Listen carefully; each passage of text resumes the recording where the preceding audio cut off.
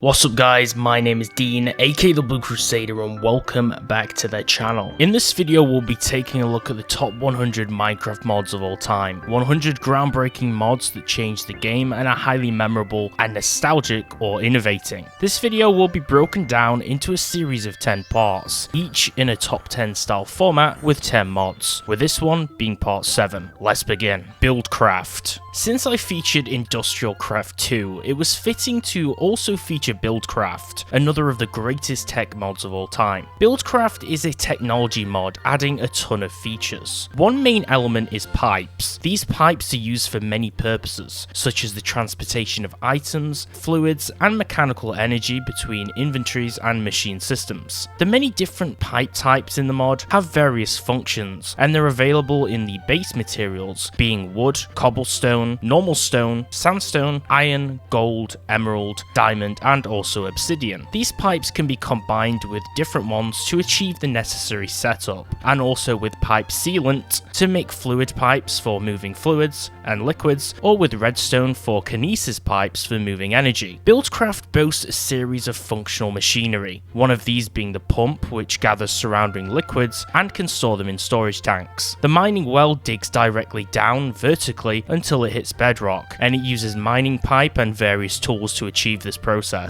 A much larger solution, the quarry, mines a much larger area, usually in a 9x9 zone that can be expanded all the way up to 64x64 blocks. Moved by engines, be it a redstone engine or a combustion engine using oil for an example, the quarry will first begin building out its frame and then begin strip mining. Using transport types which are linked from the machine itself to a chest, the quarry can then output all of its mined resources straight directly into storage. Sodium. If you're all about performance metrics, check out Sodium. This mod offers an entire rendering engine replacement for Minecraft, which will help improve frame rate and stutters and fix some graphical issues. The mod has great compatibility with Fabric mods too, meaning they will work pretty well together. Boasting a modern OpenGL based rendering system, the mod also features many graphical fixes for smooth lighting effects, which affect fluids and special blocks. There's also better smooth biome blending for blocks too, along with various performance charts and graphs and small changes to the F3 performance menu. You'll notice the video settings option has the greatest change with this mod. The UI has a dark and blocky interface now, many settings are simplified, and there's some additional ones thrown in there too. Origins. Origins is a mod that is based on many similar elements from RPG games. You start out by choosing an origin, which basically functions as a class. This will let you start out with a host of special abilities, some that are beneficial to you and some that hinder you in order to balance it out. The various origins do alter how the game is played,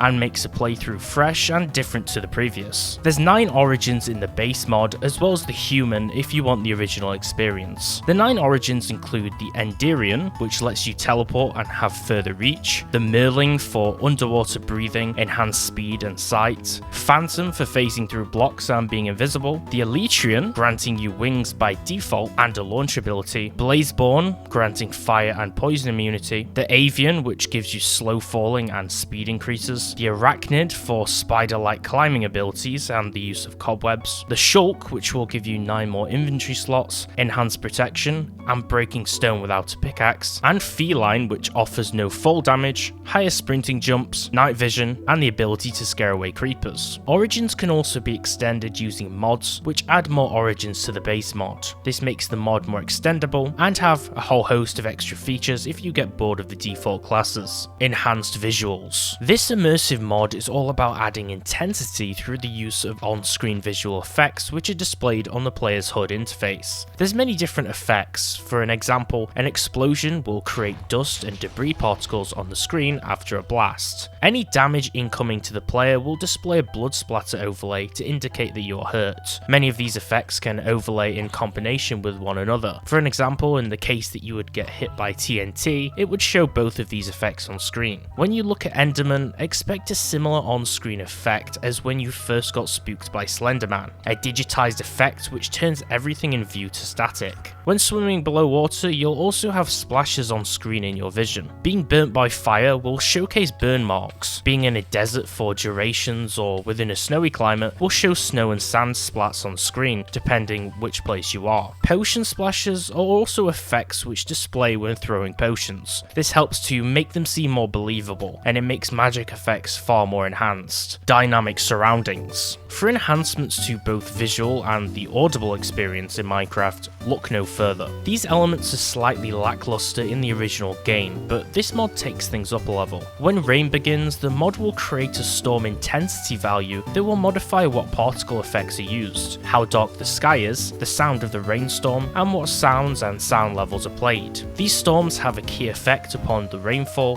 snowfall, and the dust storms in deserts. These dust storms have different types of sand particles and a thickness of desert fog which shrouds your view. In polar biomes, the colder zones of the world, you may see the beautiful auroras, the aurora borealis phenomena. When climbing mountains, it will also get hazier, and rain intensity will increase and start to ramp up. Lava will give off fire jets which flick off from its source, spewing out fire particles. Oceans and lakes will alternatively give off bubble jets which are very similar water particles. Biomes now have specific biome sounds. Some of these are different during the day and night cycles, and you'll notice creatures here like the sound of crickets, the croaks of frogs, or varying birds, and also on beaches there will be sounds of waves clashing of the ocean. ViesCraft Airships. Everyone wants to explore, and flying is an amazingly fun and alternate way of doing that. You can construct your very own highly customizable airships with this mod, ones that can be upgraded and expanded through its modular enhancement system to improve both its look and also its function. Using fuel as a power to fly, you can change the colours and textural appearance of the airship parts, such as the balloons and their bodywork. There's 4 different stats and 4 different particle types, 2 types of unique frames, 3 engine looks, 5 balloon variations, and a collection of 65 frame skins and 10 balloon pattern types, not to mention the symbols for the appearance and the 9 unique airship modules which I mentioned slightly before. This mod is a really unique one. You could make airships out of blocks in past mods, but this one was really groundbreaking, mainly for the reason of it offering a more smoother feeling for the method of the flight. Terralith. This mod functions as a groundbreaking data pack which is packaged in the form of a fabric and forge mod, working its magic without adding any new kind of blocks, meaning what it generates can still be used in a vanilla client if you share your world or decide to play without mods. With 1.18 upgrading world gen, Terralith takes it up a notch by adding 85 brand new biomes and making both minor and major updates to every single vanilla biome in order to improve their features and their visual fidelity. It does this by adding floating islands, shattered biomes and canyons, or even deep ocean sea trenches. A few examples of the amazing type of natural occurrences that you may see here. Caves also have seen some love, as the underground has been blessed with some new cave biomes, different shapes to their interior, and changes to their build-up by adding alternative stone types to their formation, with realistic biomes like Yellowstone, Shield, and Highlands, or the more mythical style biomes like the Skylands, Moonlight Grove, and Mirage Islands. There's something here for everyone, and it's a nice little upgrade that can be more vanilla friendly. AdventureZ. If you've downed all of the bosses on offer, I would recommend first this boss mod for adding some endgame bosses, as well as some more sinister foes. The deadly Blackstone Golem is summoned via a ritual using a special structure which needs to be built in a specific way. This boss is most likely one of the hardest that you've faced, and it will give you a true challenge. It also blends in with its environments pretty well, and this mod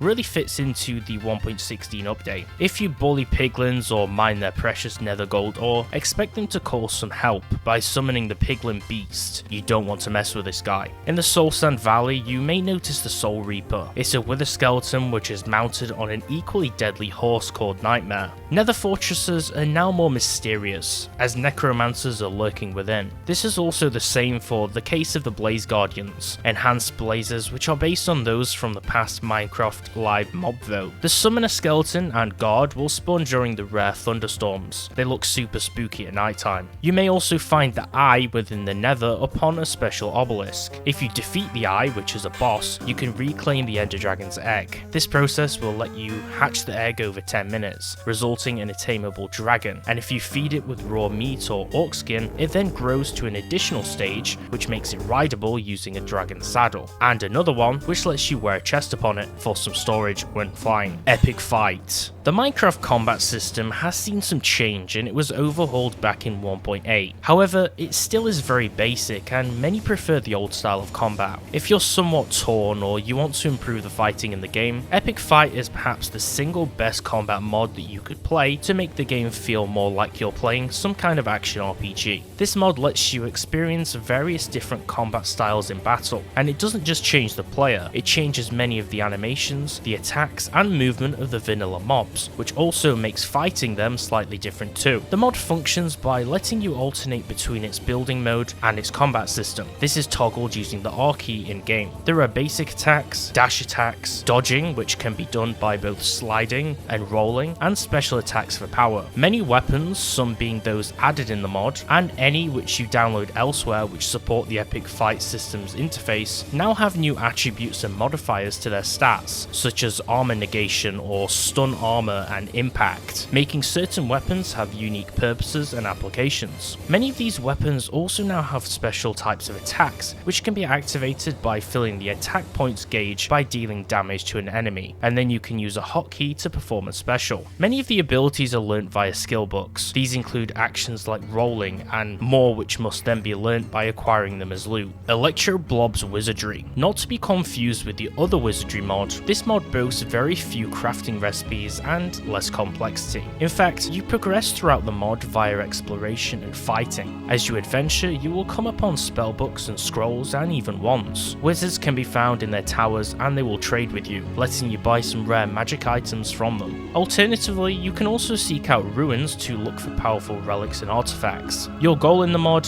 is to master the arcane and its elements, and collect every type of spell which is above the number of 170 plus which are available, all being entirely unique and special to one another. To begin learning the art of wizardry, you need to find a magical crystal. This can be mined or found. When crafted along with a book, the item will build into the wizard's handbook, which is your go-to guide on everything magic and then how to master it. And that concludes part 7 of the top 100 Minecraft mods of all time. If you enjoyed the video, like the video and make sure to subscribe to the channel so you don't miss part 8, and so you can be part of the channel before we hit 100,000 subscribers. Comment below your favourite of the 10 mods which I featured today in part 7 and why you like that particular mod, and also comment below your favourite Minecraft mods of all time for a chance for it to be featured in this series. For some behind the scenes looks at the videos before they're released, follow me over on Instagram at thebluecrusader. Thanks for watching. YouTube says 97% of you are not subscribed, so if you enjoyed the video, make sure to subscribe and turn on notifications and slap the like button for more Minecraft mod videos like this one. Thanks for watching, and I'll see you next time.